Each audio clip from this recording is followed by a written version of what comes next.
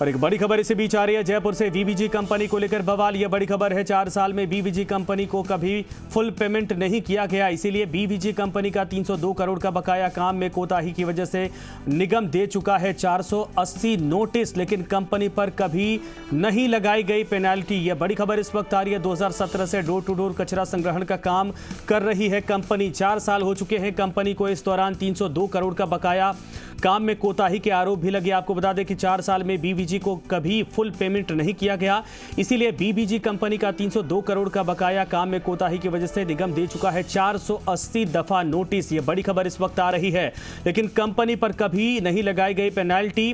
2017 से door to door कचरा संग्रहण का काम कर रही है कंपनी। ये बड़ी खबर इस वक्त सामने आ रही है। बीवीजी कंपनी को लेकर विवाद गहराता जा रहा है। दीपक इस वक्त हमारे साथ हमारे सहयोगी जुड़ गए हैं फोन लाइन पर। दीपक, पूरी जानकारी क्या है? देखिए, नगर निगम ग्रेटर में बीवीजी कंपनी को लेकर जो बवाल मचा हुआ है, उसमें चौंकाने वाले जो तथ्य हैं वो सामने आए हैं। ये कंपनी बीजेपी के कार्यकाल के अंदर जब अशोक लाहोटी थे मेयर, उनके समय में इसने काम करना शुरू किया था, यानी कि 2017 में इसने डोर टू डोर कचरा कलेक्शन का काम शुरू हुआ था।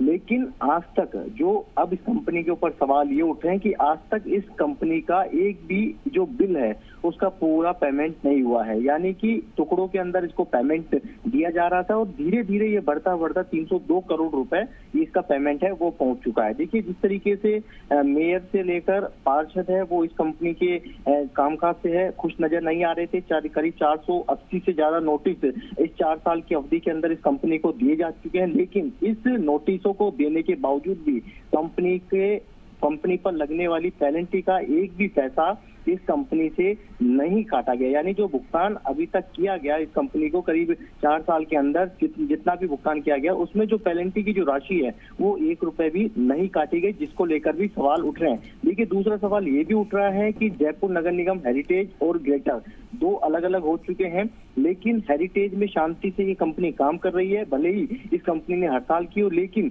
ग्रेटर के अंदर इस कंपनी को लेकर हमेशा से ही विवाद रहा है। दूसरी बड़ी चीज ये है कि इस कंपनी के एमओयू में साफ लिखा है कि थर्ड पार्टी निरीक्षण जब तक नहीं होगा भुगतान नहीं होगा, लेकिन 2 साल से किसी भी इंजीनियर को नगर निगम ने थर्ड पार्टी निरीक्षण के लिए नियुक्त नहीं किया है। ऐसे में जो भी भुगतान हुआ बिना थर्ड पार्टी के निरीक्षण के इस कंपनी से हुआ, और जो फार्मूला जो तय किया गया था जब नगर निगम के 2 टुकड़े हुए थे, यानी विभाजन हुआ था, उसमें जी बिल्कुल दीपक, आपने सही कहा है। आप हमारे साथ लगातार बने रहिए। लेकिन बड़ी खबर इस वक्त आ रही है, और इसी बीच एक और बड़ी खबर आ रही है। नगर निगम ग्रेटर में मेयर पार्षदों के निलंबन का मामला। सौम्या गुर्जर और तीनों पार्षदों ने भेजा नोटिस का जवाब। यूडीएच मंत्री शांति धारीवाल के पास पहुंची न्यायिक जांच की फाइल। सौम्या गुर्जर ने कोर्ट में दाखिल की याचिका के तथ्यों को ही बताया स्पष्टीकरण, और पार्षदों ने उप निदेशक स्तर पर कार्रवाई जांच पर भी सवाल उठाए हैं। दीपक, पूरी जानकारी क्या है इस पर?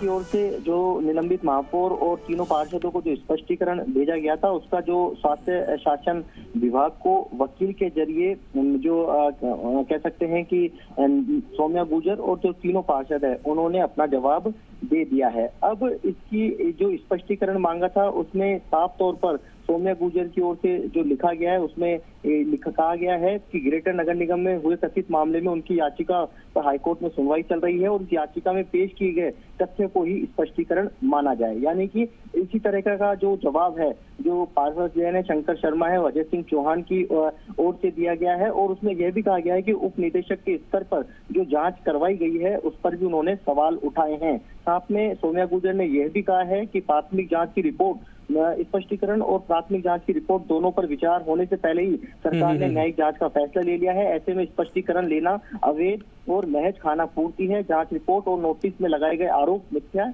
और आधारहीन है। उन्हें उपनिदेशक के स्तर पर कराई जांच पर भी उन्होंने सवाल उठाए हैं। यानी कि देखिए, सवाल पहले दिन से ही उठ रहे थे जब से उपनिदेशक, क्योंकि एक आईएएस अधिकारी की जो जांच है एक आरएएस अधिकारी ने की थी, तो इसको लेकर जो पार्षद है, जो चेयरमैन है, जो निलंबित मेयर है, उन्होंने सवाल उठाए थे कि एक आईएएस की जो जांच है वो एक आरएएस अधिकारी नहीं कर सकता है, और बिना पक्ष के ही सरकार ने इनका निलंबन कर दिया है। हालांकि अब न्यायिक जांच की ओर अब ये जांच है वो बढ़ गई है, और इसके साथ में इसकी फाइल है यूडीएच मंत्री, और यूडीएच मंत्री से जैसे इसका जी बिल्कुल सही आपने कहा दीपक, और साफ तौर पर यह है कि ये जानकारी इस वक्त आ रही है यूडीएच मंत्री शांति धारीवाल के पास फाइल पहुंच चुकी है। धन्यवाद इस पर तमाम जानकारी के लिए।